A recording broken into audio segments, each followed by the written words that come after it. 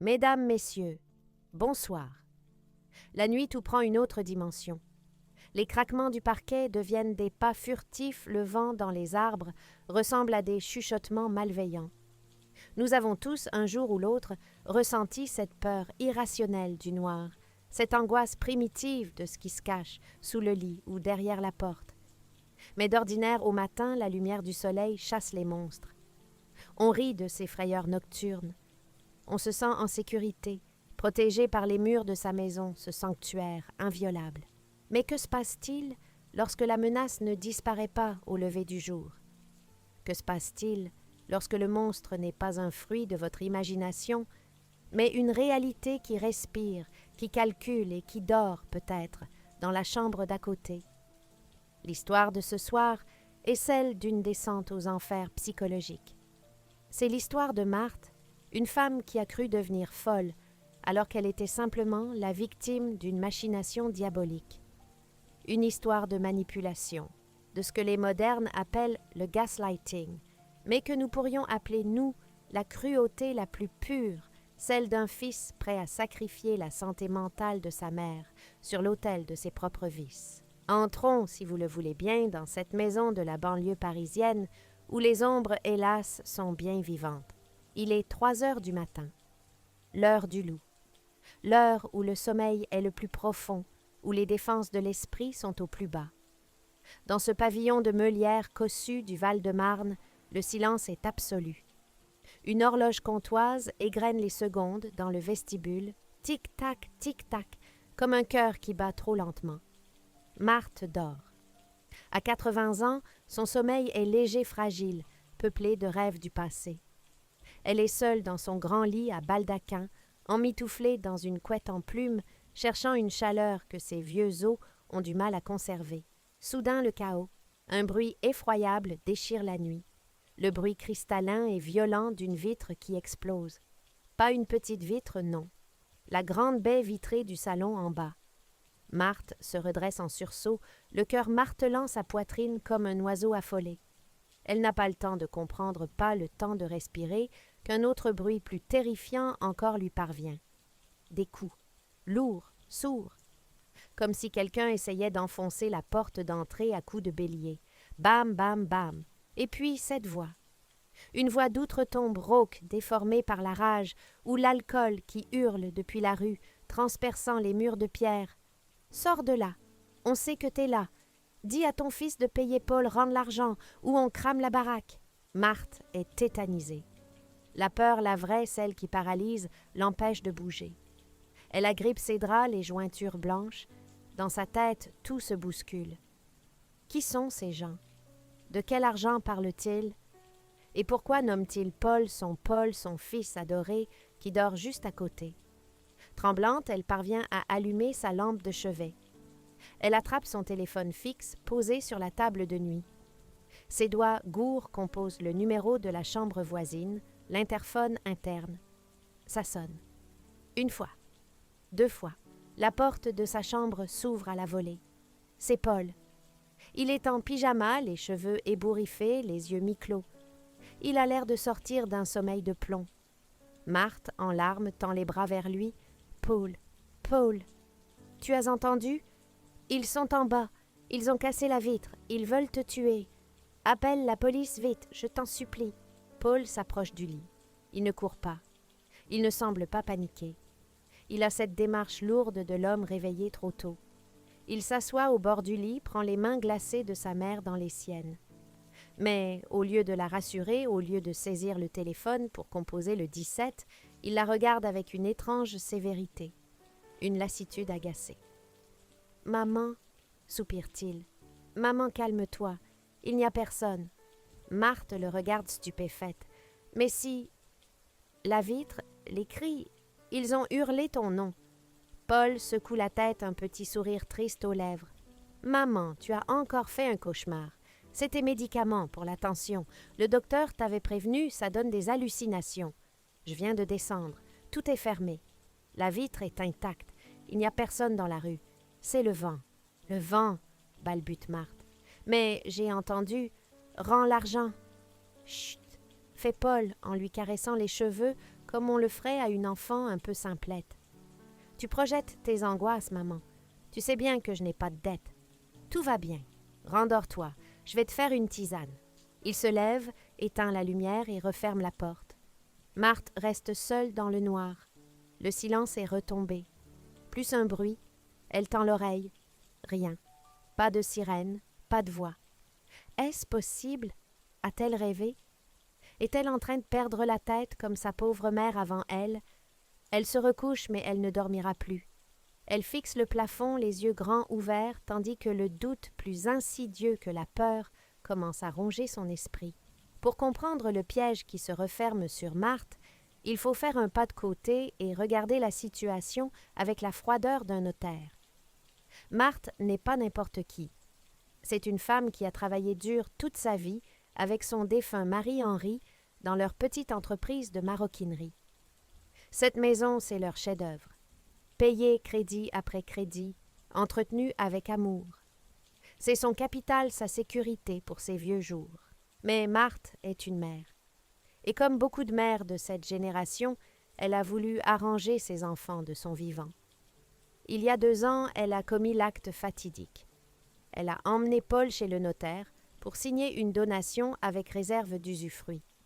Expliquons ce terme barbare mais essentiel. Cela signifie que Marthe a donné la propriété des murs, la nue propriété, à Paul. Elle ne garde pour elle que l'usufruit, c'est-à-dire le droit d'y habiter jusqu'à sa mort. Elle pensait bien faire. Elle pensait éviter à son fils des droits de succession trop lourds plus tard. Elle pensait « je suis chez moi » et lui est assurée de l'avenir. Quelle tragique erreur! Car en donnant les murs, elle a donné à Paul un actif, un titre de propriété. Et Paul n'est pas le fils modèle qu'elle imagine. Paul a 50 ans, mais c'est un adolescent attardé. Un homme mou, sans colonne vertébrale, qui a toujours vécu dans les jupes de sa mère, après un divorce houleux. Il ne travaille plus depuis des années, prétextant une dépression ou un marché de l'emploi difficile. En réalité, Paul a un maître, un tyran qui le dévore le jeu. Pas le jeu mondain des casinos de Deauville, non. Le jeu sordide des paris sportifs en ligne, des courses de chevaux dans les arrière-salles de bar tabac, et pire encore des parties de poker clandestines dans des sous-sols enfumés de la banlieue nord. Paul a flambé ses économies. Puis il a flambé l'argent que sa mère lui donnait pour ses cigarettes. Et quand il n'a plus rien eu, il a emprunté. Il a emprunté à des banques d'abord, puis à des organismes de crédit à la consommation aux taux usuraires. Et quand les banques ont dit « stop », il s'est tourné vers les requins. La pègre locale. Des hommes qui ne demandent pas de fiches de paie, mais qui prennent des garanties sur la chair et le sang. Paul a fait l'impensable. Il a montré son titre de nue propriété à ses usuriers. Il leur a dit « Voyez, cette maison vaut 800 000 €. Elle est à moi. Ma mère est vieille, elle ne va pas durer éternellement. Prêtez-moi 50 000, je vous rembourse 100 000 à sa mort. » Il a vendu la peau de l'ours avant de l'avoir tué. Il a misé sur la mort de sa propre mère. Mais Marthe est solide. Elle ne meurt pas. Et les intérêts courent, et les requins s'impatientent. Les semaines qui suivent cette fameuse nuit sont un calvaire psychologique savamment orchestré. Paul a compris une chose, il ne peut pas payer. Sa seule issue, c'est de vendre la maison immédiatement. Mais il ne peut pas vendre sans l'accord de l'usufruitière, sa mère. Et Marthe ne voudra jamais quitter sa maison. Jamais. Sauf si la maison devient un lieu de terreur. C'est là que commence la stratégie de l'araignée. Quelques jours après l'hallucination de la vitre brisée que Paul a remplacée en secret au petit matin, par un vitrier complaisant payé au noir, effaçant toute preuve avant que sa mère ne descende, un nouvel incident survient. Marthe va chercher son courrier. Il fait beau, elle fredonne. Elle ouvre la boîte aux lettres en fer forgé. Une odeur pestilentielle la prend à la gorge. Une odeur de charogne. À l'intérieur, au milieu des prospectus, gît un rat mort, éventré. Le sang a maculé les factures EDF. Marthe hurle de dégoût et de peur. Elle court chercher Paul. Paul arrive, regarde la boîte et fronce les sourcils. Il prend le rat avec un sac plastique, le jette à la poubelle. « C'est dégoûtant, dit-il calmement. « C'est une menace, pleure Marthe. C'est comme dans les films de Mafia Paul qui nous en veut. » Paul hausse les épaules. « Mais personne, maman. C'est les gamins de la cité d'à côté. Ils font des blagues stupides. C'est juste un chat qui a dû le déposer là. Tu vois le mal partout. Tu deviens paranoïaque, tu sais. Tu deviens paranoïaque. » La petite phrase est plantée. Elle va germer, 1 semaine plus tard. Marthe se lève pour aller aux toilettes dans la nuit. Elle passe devant la porte d'entrée. Elle s'arrête glacée d'effroi. Sous la porte, un liquide rouge sombre s'infiltre sur le tapis. Du sang. Elle ouvre la porte. La façade de la maison, sa belle façade en pierre meulière, a été aspergée de peinture rouge. Des lettres grossières sont taguées « Paye ou crève ». Cette fois, elle s'évanouit. Quand elle revient à elle, elle est sur le canapé. Paul est là, avec une éponge et un seau d'eau savonneuse. Il frotte la porte frénétiquement. « Paul, la police », murmure-t-elle. Il se retourne furieux. « Mais arrête avec ta police. Tu veux qu'ils nous mettent sous tutelle? Si tu les appelles, ils vont voir que tu ne tiens plus le coup, que tu n'es plus capable de gérer une maison. Ils vont te placer en maison de retraite. C'est juste des voyous, des taggeurs. J'ai déjà tout nettoyé. Regarde, il n'y a plus rien écrit.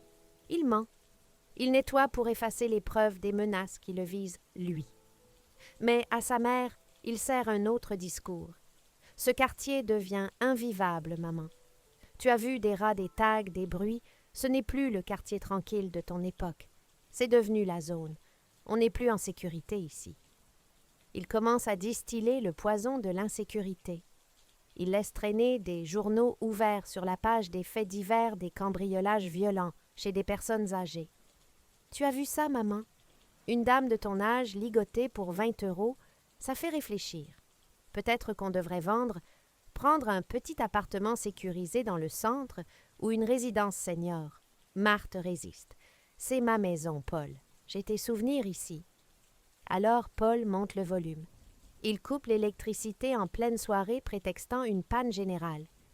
Il laisse sa mère dans le noir total pendant des heures, ignorant ses pleurs, juste pour qu'elle ressente sa vulnérabilité. Il débranche le téléphone fixe pour qu'elle ne puisse appeler personne. Il l'isole. Marthe dépérit. Elle ne dort plus. Elle sursaute au moindre bruit. Elle a peur de sortir dans son propre jardin. Elle commence à croire Paul. Oui, peut-être qu'elle devient folle. Peut-être qu'elle est un fardeau. Peut-être qu'il faut vendre pour fuir cet enfer. Nous arrivons au point de rupture. Le climax. Une nuit d'orage, une vraie nuit de cinéma où le tonnerre couvre les bruits de la ville. Paul est nerveux. Il a reçu un ultimatum par SMS ce soir. La totalité. Où on monte. Il sait qu'il n'a pas l'argent. Il sait ce qui va se passer. Et dans une lâcheté absolue, une lâcheté qui dépasse l'entendement, il décide de laisser faire. Pire, il facilite la tâche. Avant d'aller se coucher, il fait le tour de la maison comme d'habitude. Je ferme tout, maman dort tranquille. Mais il ne ferme pas. Il déverrouille le verrou de sûreté de la porte d'entrée. Il laisse la porte entr'ouverte, juste retenue par le peigne. Une invitation. 2 heures du matin. La porte s'ouvre violemment. Cette fois, ce ne sont pas des cailloux. 3 hommes entrent, cagoulés, gantés, vêtus de noir. Ils ne cherchent pas à être discrets. Ils allument les lumières. Ils renversent la console de l'entrée, brisant le vase de Chine. Ils montent l'escalier 4 à 4. Le bruit de leurs bottes résonne comme le pas de la fatalité. Ils entrent dans la chambre de Marthe. Elle hurle. Un cri de bête traquée. L'un des hommes l'attrape par le bras, la tire hors du lit, sans ménagement. « Allez, la vieille debout, faut qu'on cause. » Il la traîne sur le palier. Au même moment, la porte de Paul s'ouvre. Il sort les mains en l'air, tremblant comme une feuille. Ce n'est pas du jeu cette fois. Il a vraiment peur. « Messieurs, s'il vous plaît, on peut discuter, » bégaye-t-il. Le chef des intrus, un colosse, s'avance vers Paul et lui décoche une gifle magistrale. Le bruit de la chair qui claque résonne dans tout le couloir. Paul tombe à genoux. « Discutez !» hurle le voyou. « Ça fait 6 mois qu'on discute, Paul. 6 mois que tu nous balades avec tes histoires d'héritage. » Marthe, plaquée contre le mur, regarde la scène hébétée. Elle ne comprend pas. Héritage. Le voyou se tourne vers elle. Il enlève sa cagoule. Il a un visage banal, effrayant de banalité. « Alors, c'est elle le problème, » dit-il en pointant Marthe du doigt. « C'est elle qui t'empêche de payer. » Il s'approche de la vieille dame. « Écoute-moi bien, mamie. Ton fils, là, ce déchet qui est à terre, il nous doit 120 000 €. Il a signé des papiers. Il a dit que la maison était à lui. Alors, maintenant, c'est simple. Soit tu signes la vente demain matin, soit on revient et on s'occupe de vous deux pour de bon. » Marthe regarde son fils. Paul est à 4 pattes, le nez en sang, pleurant morveusement. Il ne regarde pas sa mère. Il regarde le sol. « Paul, » murmure-t-elle, « c'est vrai. » Paul lève des yeux noyés de larmes vers elle. Et c'est là, dans ce regard fuyant, qu'elle lit la vérité. L'horrible vérité.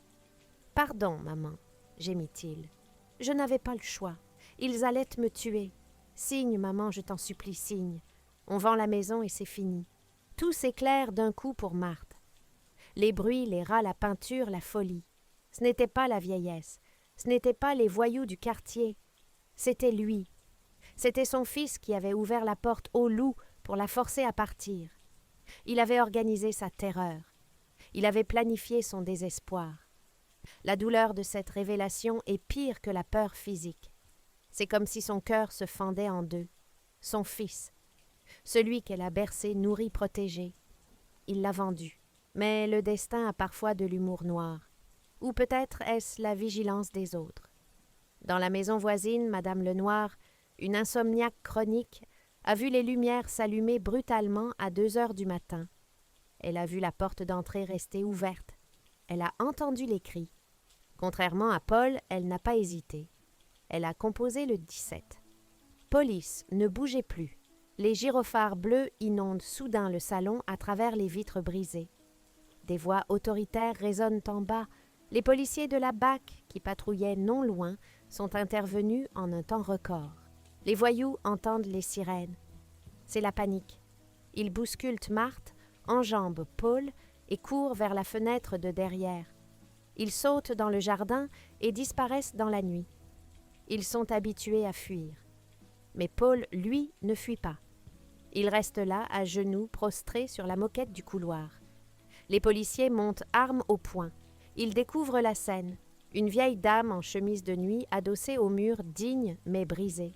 Et un homme à terre qui pleure. « Tout va bien, madame ?» demande un officier en aidant Marthe à s'asseoir. « Ils vous ont fait mal. » Marthe regarde l'officier. Puis elle regarde son fils. Paul lève la tête, espérant un dernier geste de protection maternelle. Il espère qu'elle va dire « Ce sont des cambrioleurs, mon fils n'y est pour rien. » Mais quelque chose est mort ce soir-là dans le cœur de Marthe. La mère a laissé place à la victime. D'une voix blanche, sans émotion, elle pointe son doigt vers Paul. « Cet homme, dit-elle, cet homme leur a ouvert la porte. Cet homme leur doit de l'argent. Demandez-lui. Demandez-lui pourquoi il a voulu tuer sa mère de peur. » Paul est menotté. Il est emmené la tête basse sous le regard de tout le quartier réveillé par les gyrophares. On l'accuse de complicité, de tentative d'extorsion, de mise en danger de la vie d'autrui et d'abus de faiblesse. L'enquête révélera tous les dettes, les messages aux usuriers, la préméditation. Et Marthe n'est plus jamais retournée dormir dans cette maison. Comment pourrait-elle, chaque coin d'ombre lui rappelle la trahison? Chaque grincement de parquet lui rappelle la voix de son fils, la traitant de folle. Elle a vendu la maison. Pas pour payer les dettes de Paul. La justice a saisi la part de nue propriété de Paul. Pour les créanciers légaux, les usuriers n'ont rien eu et courent toujours. Non, elle a vendu pour elle. Avec l'argent de l'usufruit, elle s'est payée une place dans une résidence senior très haut de gamme, en Normandie face à la mer. Loin de Paris, loin des souvenirs. Elle est assise aujourd'hui dans un fauteuil en osier, regardant les vagues. Elle est en sécurité. Il y a des gardiens, des infirmières, des caméras. Personne ne viendra l'agresser. Mais parfois le soir, quand le vent souffle fort, elle ferme les yeux et elle pleure. Elle ne pleure pas sur sa maison perdue. Elle pleure sur le petit garçon blond qu'elle tenait dans ses bras il y a 50 ans et qui est devenu un monstre. Elle a coupé les ponts. Elle ne visite pas Paul en prison. Elle ne répond pas à ses lettres de supplication, car il y a des choses qu'une mère peut pardonner. Une bêtise, une erreur, même un vol. Mais la terreur, le fait de faire croire à sa mère qu'elle est folle pour mieux la dépouiller, non. Cela, c'est impardonnable. Mesdames, messieurs, l'histoire de Marthe est une leçon terrible. Elle nous apprend que la sécurité n'est pas une question de serrure ou d'alarme. La vraie insécurité, c'est d'aimer mal. C'est de ne pas voir que ceux que l'on protège peuvent devenir nos bourreaux. Surveillez vos portes, bien sûr, mais surveillez aussi ceux à qui vous en donnez les clés. Je vous souhaite une nuit paisible, sans ombre dans le couloir.